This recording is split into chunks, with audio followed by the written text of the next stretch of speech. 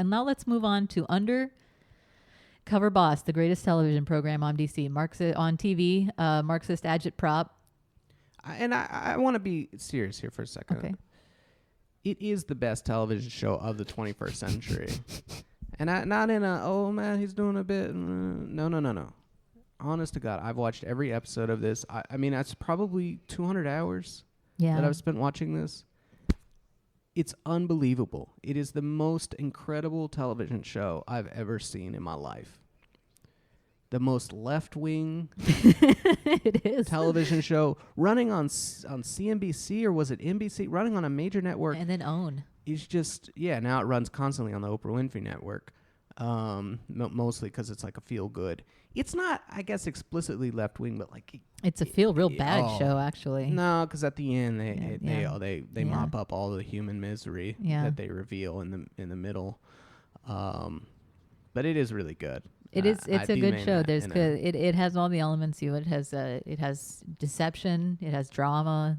It has characters. How businesses work to some degree, which is interesting to me. Yeah, it has the kind of stuff Matt's into, which is how things work, and the characters are without fail amazing. Absolutely. So tragedy. I mean, to situate it here for a second. Explain it, Matt. Undercover Boss. It comes. Its first episode airs in February of 2010. Yeah. Okay. So how old are you then? How old was I? I was 22. Okay. It was... So, February 2010, we're at nearly 10% unemployment. GDP has gone down a lot. We've had a huge recession, the worst situation since the Great Depression. Okay, and so this is the context in which they launch this. And they don't just, it's not just, oh, this is interesting, this was happening at the same time historically, like that kind of analysis you get with a lot of like art, like, ooh, this must have informed. They just straight out tell you that that's what it's about, which is great for someone like me. And so like they start the episodes, their title sequence for the first few seasons, they change it later. It starts like this, and this is a verbatim quote. The economy is going through tough times.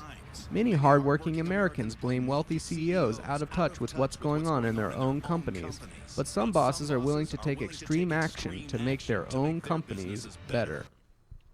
Boom. So they're just like, the economy is in the tank. Yep.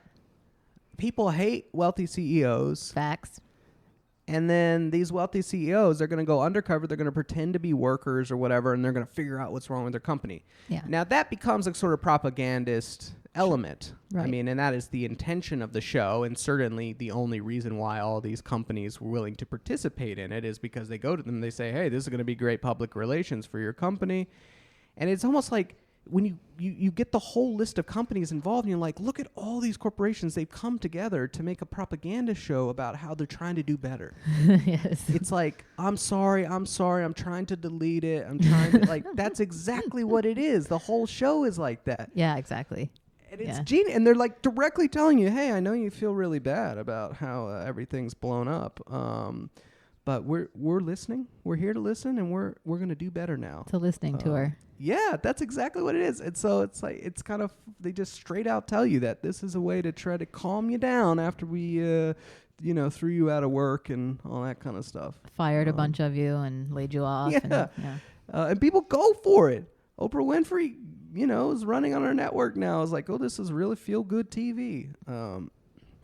But yeah, so that's sort of the premise. And then the way the show goes is they get a CEO, or sometimes they'll get someone else, in the upper management, and they will disguise them. Mm-hmm. And then they'll tell employees, or at least this is how they present it on the show. I'm quite certain a good deal of this is probably fake or something, but they tell the people on the show that, hey, this guy's coming in, or this lady, and we have some game show where they need to learn, how to be a dry cleaner or something. And if they do, they win some money or something like that. Or it might just be like, oh, we're doing a show about people who are changing their careers in the middle of their life. They basically trick them into thinking it's some other kind of show. Right. That way they can, why are their cameras following me everywhere? Right, exactly. That's how they try to fix that problem, or at least that's how they present how they try to fix that problem. And then the CEO goes in, and invariably one of the first things that happens is the CEO can't do the job. Yeah. And it's just awful at working any of the jobs in their company. Yeah. And that becomes a source of humor, but also, from a left-wing perspective, it's like the boss, what's the old slogan? You don't need the boss. The boss needs you. Right. And they just straight out are like, yeah, the boss, can't do shit. Yeah. You don't need him. He can't even twist a pretzel at Auntie Anne's. Yeah, he doesn't even know how to dip, candles at Yankee Candle. He can't do the stuff that actually makes the company run. You don't need him. Right. That's like the message to some degree if you want to take that away. Which is amazing. So that's like a piece of every episode, more or less, is that this person's incompetent and can't do the work of their business. And then the second thing is they get all these human interest stories, of course, where the boss ends up meeting 3 or 4 specific employees who have obviously been pre-selected for one reason or another. Right. And they always go off during break time or something, and they tell them some sob story about their life. Right. They have a tragic backstory. Yeah, and I would say a good 80% of the stories in their life have to do with how bad their jobs are. Yeah, the working conditions and it's I can't see my kid anymore. My husband has cancer and we can't afford to pay for it, and that sort of these are things that if you had a better job you wouldn't have these issues. Right. And so you get that, and the guy, the CEO, is kind of getting emotional by being confronted by all the human misery of the people that they employ, in many cases misery driven by the conditions of employment. Yeah. And then at the end of the show, the boss gives the 4 carefully selected employees gifts that are related to their misery and solves their misery. That's the real moment, is the moment where you get an audience with the king. Yes, well, and that's the thing that drives the Oprah Winfrey treatment absolutely. of it. That's the real game. It's I feel your pain and I'm going to fix it. And it is they present it, and sometimes you feel really happy for the person. The person starts crying. Yeah. They really, it does. You do feel. You feel amazing for them. It's well, I have to live in a motel 4 hours away from my wife and kids so I can get to work every day because this is the only job within 4 hours of my city. And they're like, I'm going to buy you a house right around the corner from this Golden Corral. Yeah. And you're like, well, that's probably really good for this guy. Oh, it's good. It's life-changing. For sure, life-changing really for most of the people on the show. I'm super glad. But they only solve that particular worker's that one guy's issue. Funny, and this can't be the only. It can't be, because most of the problems are related to the job. So it's unless you're going to up the wage level for everyone, the fact that you made a big wealth transfer to these selected workers doesn't solve the problem. Right. And you're certainly. It's not that It's not like I would take it away from the workers who get their problem solved. I'm glad that happened for them, but. The show certainly puts into focus that you're only seeing the tip of an iceberg of what must be a huge iceberg of massive misery and suffering. And if you have any reflection, you see that immediately, like, oh my God. Ooh. And then all he did was he just kind of helped this one. Yeah. Oh man, this is really bad. Just this person who had the fortune of running into him. Yeah, happened to be on this game show, basically. It's it's completely reminiscent of the king goes for a hunt in the woods dressed like a peasant, and a woodsman who happens to be nice to him gets a palace. Right. And you're like, well, I'm glad that happened, but there's a lot of poor people out there. But in the process of trying to deliver this propaganda message of the CEOs really care about you and they're trying to help you, in the process of getting all the way to the end of that episode, in each episode they reveal both that the CEO is incompetent and can't do the work, and also that their workforce is by and large clearly in total misery. Yeah. And these are not great jobs for the most part, right? So we're talking about working class, blue collar type jobs, and so you're like, wow, this was a long way to go to get to that payoff, and hope that people don't realize and kind of grit their teeth in the meantime and be like, oh my God.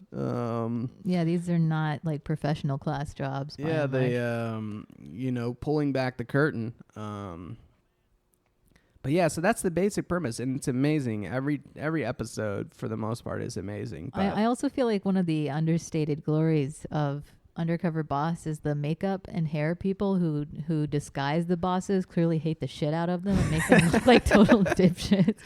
And oftentimes they do look really quite bad. It's really funny. And then oftentimes the bosses are completely out of their minds. Yes. Well, yeah, I mean, so it does attract, it attracts people who are parts of big national brands that are, their company is just looking for a 40-minute infomercial about how they care about their workers. It attracts those, but then it also will attract these companies that are maybe not like big national brands, but are led by like nutcases and who like love the fame and love the whatever. And those people are really, really out there. Totally bananas. Yeah. So there's sometimes some real lack of self-awareness. And so you'd be surprised because obviously, like you're saying, these people go into it for an infomercial for their company, but sometimes some stuff they catch on camera is actually quite disturbing in terms of workplace treatment. No, it is. Yeah. That is the weird aspect of it. Is like, if this was a purely fake, like scripted thing, some of the stuff on it is so bad. It's really, really bad. Like labor violations. Yes. Yeah. Oh, yes. There's illegal stuff on there. Well, partially. I mean, when I was watching this when I was still at the NLRB, and one of the main things that we were dealing with at the NLRB at the time was this idea of a joint employer. Yeah. And so, like, we have businesses in the U.S., like McDonald's, for instance, where there's a franchise. There's a franchise, and the franchise is seen as a legally separate business, and that has all sorts of implications about how you can organize them and who's liable for unfair labor practices and that sort of thing. The corporate parent isn't under like prevailing law, and we were trying to change that. And, of course, the defense is these are separate businesses. These are not our businesses. And what I always found funny about Undercover Boss is a lot of these were franchise type businesses, and they were going to their franchises. And like the premise of the show is that these are our employees. Right. This is our boss. These are our workers, and we're coming out of our seat. But like legally, they want to say they're not their employees. Yeah. So explain that. I almost kind of thought like it would be funny if one of the cases we brought on this was one of the ones that was covered in Undercover Boss, like the Buffets Inc. one, which I remember that could have been a very plausible like case that could have been brought, and they would immediately go, no, we don't run these we don't run these locations. These are all franchises. Mm-hmm. And I was absolutely serious, and I would probably have suggested, why don't we enter the Undercover Boss episode into evidence where they keep referring to these workers as their own. Yeah. Of course, they are their workers, I mean, in every meaningful sense, but they've set up these ridiculous legal arrangements. So Undercover Boss is this strange show that just kind of pulls back the veil on reality and like doesn't know it's doing it, which makes it a contender for one of the greatest pieces of art in the 21st century. Absolutely. So let's go into some of our greatest hits. Let's go through the highlights. Yeah, so I mean, the first episode is about waste management. You're like, oh, it is the company called Waste Management, like the trucks with the WM. You're like, oh, okay, whatever, like this is fine. But then the second one, if you're like, all right, I'm gonna try a second one, see what's going on. The second one gets you hooked, and you never stop because it's the Hooters episode. It's the Hooters episode. Oh my God, the Hooters episode. Okay. First off, the CEO of the Hooters episode, if I recall correctly, was the son of like the former CEO. So and they'd like to introduce that to you. Then my father went into business with them, and he was the one instrumental in building the concept outside the state of Florida. Yeah. And this is the case you find for a lot of the CEOs of these companies. So Prince Hooters is going to go to these Hooters locations and see how the Hooters girls are being treated. And it's kind of like the whole thing is kind of fratty in attitude. I mean, it's Hooters. And I think I think this is where I learned the word restaurant. No, the restaurant one was Twin Peaks, which the Hooters guy comes back for, even though he seemed to have been totally disgraced. Yeah, he should have been. Yeah, but I need more. I need more of this stuff. I want more. It's like, did you watch the same episode I did? I would never come back to this thing. So what I remember about the Hooters ep is the CEO, the Prince Hooters guy, is hanging around at this Hooters establishment, and this manager is like a man named Jimbo.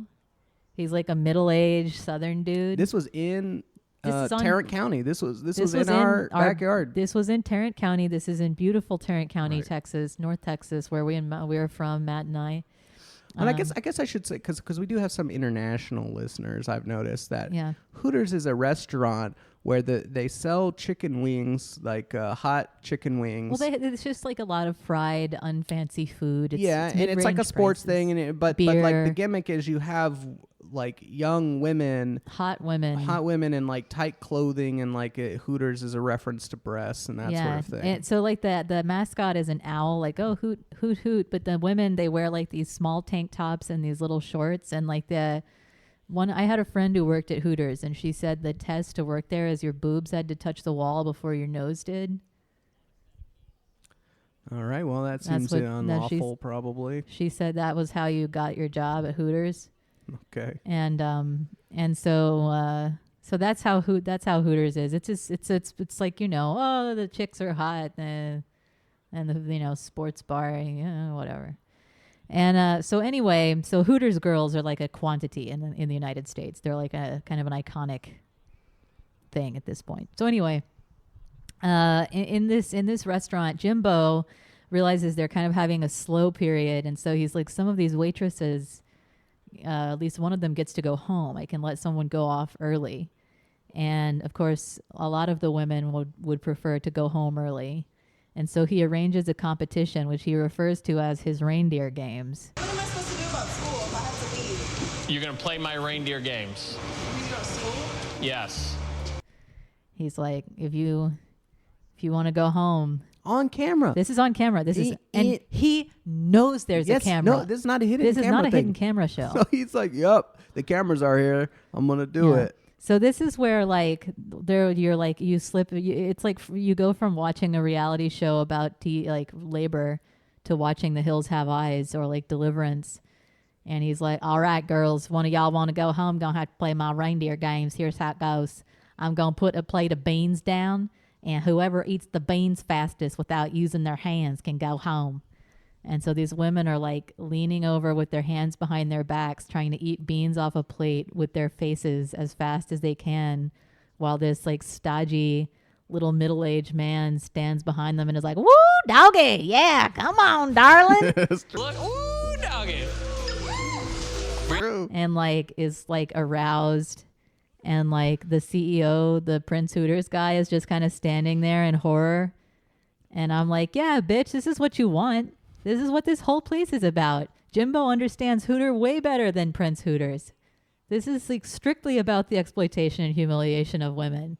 Yes. It's the intersection of class and gender, and it's a place where you can get women to do stuff they don't actually want to do for money. You're right. That's the point. That's the fun. Yeah, you see exactly why Jimbo, the person who's attracted to managing Hooters is also takes it to that level.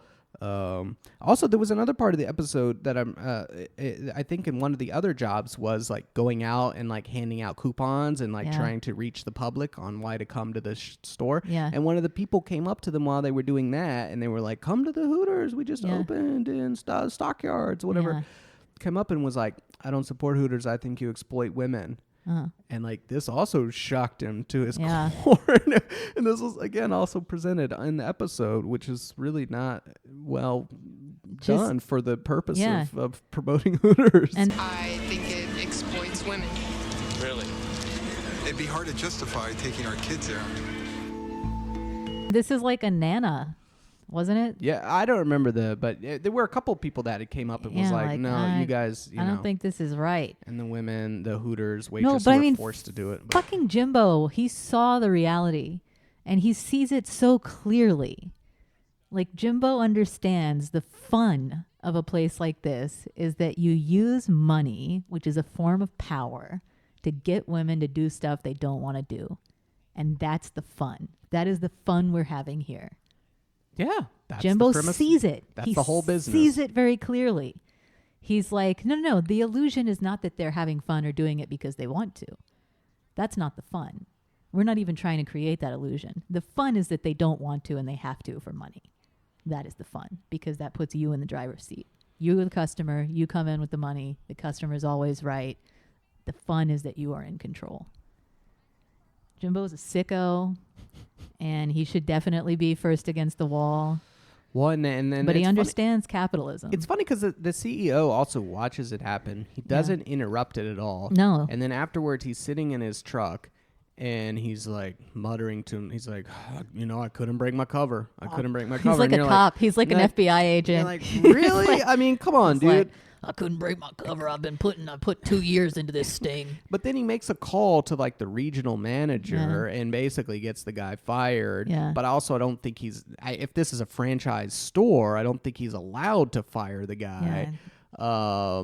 And so somehow they push him out. But Jimbo's probably running a bunny ranch out in Arizona now. I don't know what happened to Jimbo. That would be interesting to see like what effect this had on this dude's life. I'm sure he's having a regular one wherever he is. Yeah. So that was the Hooters app. That was the Hooters episode. And then we have the next one, which I think includes one of the best bits in it, is the Popeyes one. The Popeyes, they don't give us the CEO. They give us the talent officer. The chief talent officer. CTO. Lynn, I think her name is. And, it's the usual thing. She goes into the back of a Popeyes, and they try to teach her how to make the chicken, and she's doing really badly. And the person is like, oh, my God, this person's never worked a day in her life, and she doesn't seem to understand basic things like flour, batter, flour. Flour, batter, flour. You put in the flour, then you put in the batter, and you put it back in the flour. And she kept messing that up. She's and like, this guy just is like losing his mind as to like, how did you understand flour, batter, flour? She's like, do I put it back in the same flour? He's like, is there other flour? I mean, so there's this whole comedy about that. That's a flour, batter, flour, the same thing? You know what she tells me? Oh, I forgot. What, girl, you forgot just that fast? I be what dang. But then the best part of it is he goes on this rant, this employee that's a just normal Popeyes employee, where he's like, he talks about the corporate clowns and how the bosses don't care about analysis. Them and that sort of thing. And like, it's really, really good. Amazing. You came in here smelling like Dolce & Gabbana cologne, and you left here smelling like Dolce & Gabbana cologne. What are you mad about? Why are you so upset? Where's the lie? That's just like, you're not back here frying chicken.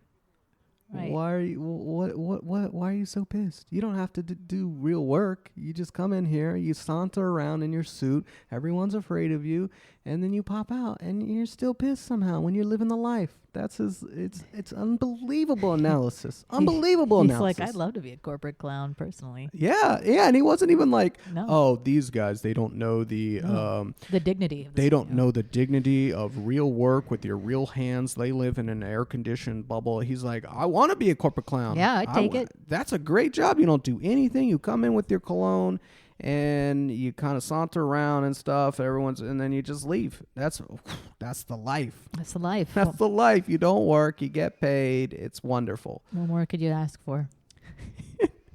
And this lady's real struggling with it too. She's like, I want to change his perception, of course. I hope that I can somehow make him see that some of us clowns have a lot of heart. He's also a flavor. He doesn't edge quite into it, but there are some who's like, this was a bad employee, and they kind of like tried to treat him that way because remember he like yelled over the counter at one point to a customer and was like, no, he wasn't yelling at a customer. It was the front. It was like the cashier was yelling at him to get more chicken out. Yeah, and he was like, you keep yelling at me to get more chicken out, like you didn't see this man bought up all the chicken. Like the guy that just did the order before him had like ordered 100 pieces of chicken for some event, and he was like, come on, and like the guy's still standing there who ordered all the chicken as well as the guy who's it's wonderful. Yeah, but they kind of moved that into like, whoa, we need to improve this man's performance and attitude and that sort of thing. That was targeting. And then there was another part of this where in the same episode, I think maybe employee number 3 or whatever. Yeah, was this man who his job he cleaned a Popeyes. He was the custodian. I remember of that Popeyes, and he was like really dedicated to his job, and he would like clean the parking lots. Yeah. Like he would also scrub the parking lots, and he would clean out the dumpsters, not just like put trash in it and take the trash out or whatever. He would go in with water and like scrub the dumpsters clean. So the internals of the dumpsters were clean, the outside dumpsters. It was unbelievable. And like you could tell a little bit, you got a sense that he was, I don't know, mentally challenged, or he did seem to have maybe special needs. Yeah. And they show that he's buying his own cleaning supplies. That was so infuriating. His own cleaning supplies, because they won't buy won't buy him the cleaning supplies, Yeah. That he needs to get the job done. Right. I think maybe they would have some, but not enough for him, or they wouldn't buy the stuff that he actually needed for the stuff he was trying to do. Right. And so he would buy his own cleaning supplies to clean this Popeyes. And they're just like, wow, this is a wonderful employee. Yeah, that's how they play. They're like, oh, look how dedicated the job he is. And you're just like, wow. And then the other part of it is that, like, to add insult to injury, they show that what he does after work is he goes to a local church and feeds people, like, for free. Everyone, please just take a pause and pray for this man and pray for him to pray for you, because he's a saint. He's an anonymous saint, and he will be with Christ, and you will need him to intercede for you.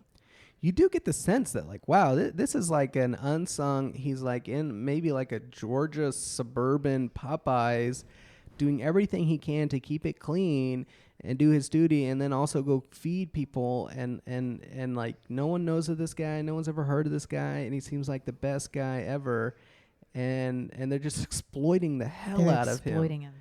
And they exploit him even for the show. I mean, I think one of the gifts he gets at the end of the show is like cleaning supplies. It's just, which I guess, it did improve, something, but you're like, wow. This is a 10-quart container of Windex is what you had for this guy.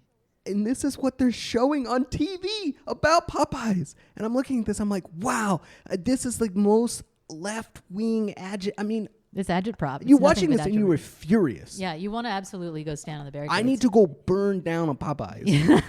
That is the sense I get after watching this. And it's just right on network TV with Popeyes participating. And you're just like, what is going on? What is going on? And then like you realize that is my brain messed up, that I'm the only one who doesn't look at this and think like this is a feel-good thing? Or does everyone else in America look at this and also see like, oh my God. No, but you saw that headline today. It was like, wow, when women have babies, their coworkers are allowed to donate their sick leave and vacation time to them. Thank you, boss. Right. No, that's actually what caused us to do the Undercover. And it's a very similar thing. Yes. It's like, yes. Thank you, sir. May I have another? But like, that isolates the giving portion. Yeah. The show does everything up to it and shows you how awful all this stuff is.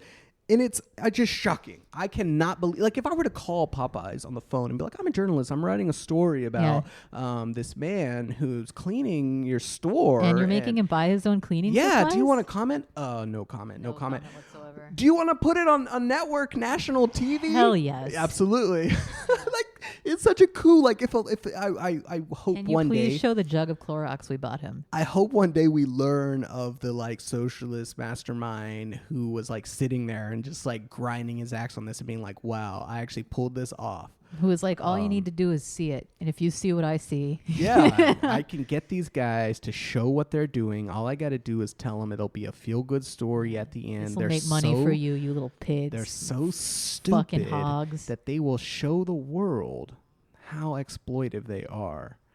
That would be. And they bought it. They did it. They did it. It was unbelievable. Okay, so we go on the next one. Yeah. This one, I think, this one really bothered me almost more than the cleaning man, because I could kind of relate to the employee involved in this one, but it was Buffets Inc. And Buffets Inc. Like runs a lot of the buffet things, so like Ryan's Buffet, and there are a number of brands, but they're all under Buffets Inc. Yeah.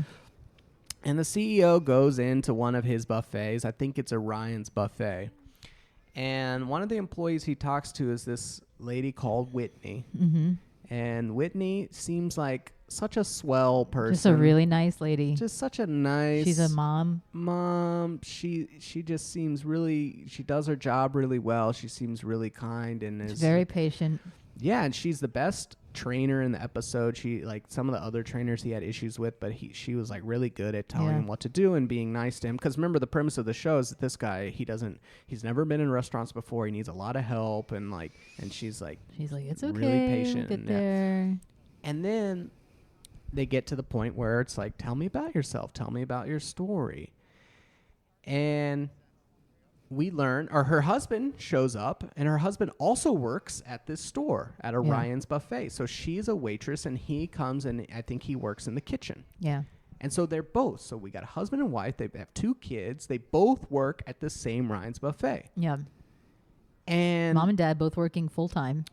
Yeah, I don't know if they went into hours, but they seem to be working as much as they can. They may not be giving them 40 hours. And so we learned a few things. One, we learned that she just got a 2-week eviction notice from her landlord because they can't make the rent. And we learned also in that process that they're close enough to the place that sometimes they walk to the store to avoid paying for gas, because if it's slow and they're not getting tips, they may not be able to afford gas. So you also get the double sense of like, well, if they get evicted, they're also going to probably not be close enough to do that thing where they walk. But the walking seems onerous. It seems like maybe it's like 3 or 4 miles away or something. And they just do that to save a little gas. So you get that aspect of it. And she's like, I don't know. We're going to have to figure out what to do. We don't have first months or safety or security deposit. I don't know. And again, 2 people working full time. And then the killer it's like, well, what's going on with your kids during the day? And it's like, well, our shifts don't completely overlap. So that helps to some degree because it's, when he's at work, I'm at home. And when I'm at work, he's at home to some degree. But they do overlap a little bit. And so when they overlap a little bit, we have a family that we know that watches our kid. And then she says, I know, yeah. And this is the kicker. We don't put them in daycare because daycare is too high for people like us. Daycare is too high for people like us. And she pauses for a second, then she goes, for people like us. Not for me. Right. Not for us, not for my family, my situation, but for people like us. She's identifying with her class situation. Yeah. And it's like, I've never seen this on TV before. And it's like totally candid. I don't imagine she's an actor. Completely matter of fact. Yeah, she's like for people like us. Daycare is too high for people like us. Oh my God. Wow. It's just, and you're like, body tenses up and you're like, oh my God. And this man's the CEO, but she doesn't know. So she's telling the CEO that for people like her in her class, she can't afford basic child care. And it's just a matter of fact kind of thing. She's not even necessarily complaining about it. That's how she's explaining to you how her child care situation is to this guy. And, and then of course the guy, he's like, I'm really moved by this. Both of my parents worked in restaurants and we struggled growing up. And I'm glad she's so positive. My parents were positive even when we were in the toughest of times and blah, blah, blah. And then at the end of the show, noting again, 2 workers working apparently full-time or somewhere near that at his establishment cannot support a family of 2, a family of 4, a normal kind of, what you'd think of as a regular family unit. They can't support that. And he doesn't say, I don't know, I guess I have to up the wage level or something like that. He says, okay, well, we have this new job called a hospitality manager or something like that. We're going to promote you individually to that, and we're going to double your pay. I'm going to pay off your car note, and I'm also going to buy you a home. And she, of course, just, oh, my God. And you like, wow, I feel really happy for her. Like, she has a home now. She can put a roof over her children's whole head. life has changed after this. But then you're also like, what about the other people? What about the people like you? What about people like us? Every other person in that store, at all these other stores, the people like us who can't afford daycare. Or about to lose their homes because they're trying to afford these things. Yeah. And you just left hanging at the end. There's no answer to that. It's just. Sometimes you see inside the CEO's houses. Yeah. And they're like the McMansion type, because they try to humanize them a little bit and show them with their kids and stuff. And their houses are always these just gorgeous. Right. Well, at the beginning of each episode, it's kind of like, bye-bye, family. I know it's going to be tough with me away for a couple weeks or something like that to do the show. And then, yeah, of course, it's like, these are... palatial. Yeah. And the one guy who had one of the craziest... housing situations, mansions or whatever, who was also just seemed to be mentally... That guy was so fucked up. Was Stephen Klubeck of Diamond Resorts. Diamond Resorts, the meaning of yes. He's the guy, his slogan for his company is the meaning of yes. The meaning of yes. Which is a kind of weird Zen quasi-religious thing that he came up with. Meaning of yes. Which is just basically like, everything a customer wants, we're going to say yes to, and it's our job to figure it out, and that sort of thing. While he enforces the most bizarre Byzantine shit on his customers ever, and is in fact running a timeshare scam. Yes, Diamond Resorts, at least a significant part of it is timeshares. Which is just, a scam. Is it just a meaning of yes? A big scam. Meaning of yes. I just remember some woman, a desk clerk, is trying to take a reservation or do normal hotelier activities, and he's just hovering around her, being like, "This is not the meaning of yes. This is not the meaning of yes." Well, yeah, there's one instance of that, but then there's another instance where a lady, she's the receptionist at the hotel. Yeah. People come up, but they've overbooked the hotel, which is normal, I gather, in a lot of these industries. Yeah. You overbook because probabilistically, 2% of people are not going to show up, and so we should overbook by 2%. Like there's a strong efficiency case for it, but like the probabilities don't always play out, and so sometimes everyone does show up. Yeah. And in that case, you have to be like, sorry, we will pay for your accommodations at another nearby place. Sure. And that's the most efficient way to allocate it. That's the best way to make money, et cetera, et cetera. You see this with airplanes as well. Right. But then the lady's like, but this doesn't seem like the meaning of yes to me. Oh. But she's like, it's sincere and meaningful. She's like, this isn't fair. She's like, well, she's just like, our whole thing is the meaning of yes, and I got to tell people that we don't have rooms. Like, this doesn't make any sense. And then the guy, he doesn't even say, I'm going to change that policy. He's just like, well, overbooking is part of the industry and that sort of thing. And you're like, well, then what is your gimmick? What is your meaning of yes gimmick if you're not willing to buck that part of it? The meaning of yes. But the guy, he's kind of got crazy eyes. Stephen Klubeck, he's got really crazy eyes. There's clearly something not right. And I saw this about when it came out, and I didn't think too much of it. I didn't know who Stephen Klubeck was. But then a few years later, he started showing up on CNN and MSNBC as a top Democratic donor. Yep. And presumably he's holding himself out for this. I don't know, the people who book guests for this, I imagine, are not sleuthing and trying, who's a top Democratic donor? Maybe he presumably has a PR person who's like, can you go pitch MSNBC and have me come on? And he comes onto these shows. And I get emails all the time where people are like, hey, I have an interview opportunity for you with this dumbass who wants to be interviewed by you. I'm like, yeah, pass. Yeah, it could be helpful sometimes. I don't think it's a bad practice, though. Obviously, it's a little bit weird when it's just like, well, when I want to interview you, you will know. Yeah, well, someone being like, hey, it's weird to say interview only. Yeah. That's a weird thing. But if you've got something that you think's newsworthy or whatever, I can see it. It's just, in his case, it's like, oh, you're the CEO of Diamond Resorts. Why should you be on MSNBC? Anyways, he donates. He's a big Democratic donor. He apparently donated $1 million to the Hillary Clinton super PAC. Priorities USA, more than $100,000 to the DNC, $300,000 to the Hillary Victory Fund. He was all over donating to, all these different Democrats. He goes on MSNBC and he says, I can tell you, if we go far left, speaking of the Democratic Party, I'm out. I'm out. We need middle ground. It drives me nuts. So much so it would make me quit the party. And I've made it very clear. I'll cut your money off.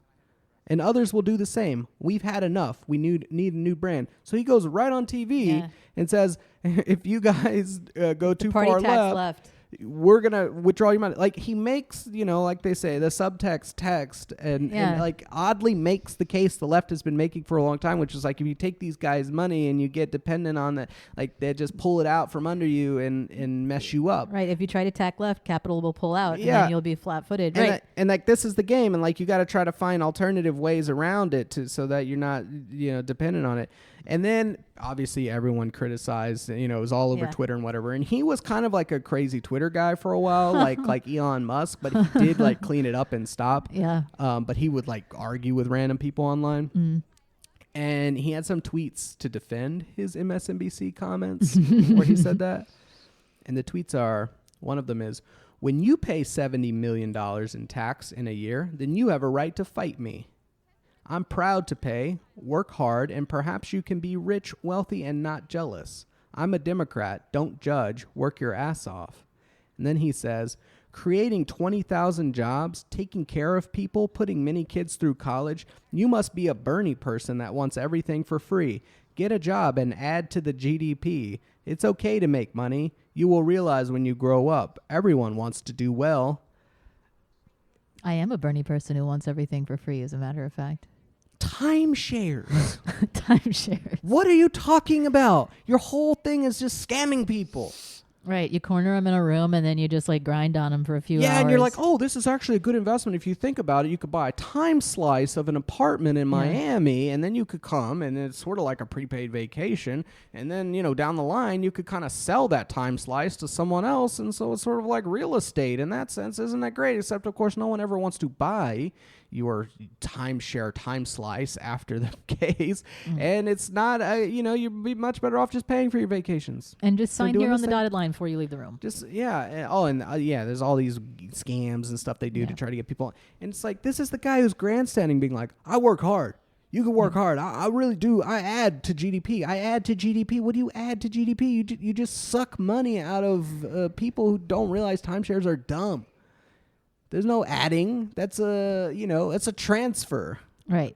You're an extractor.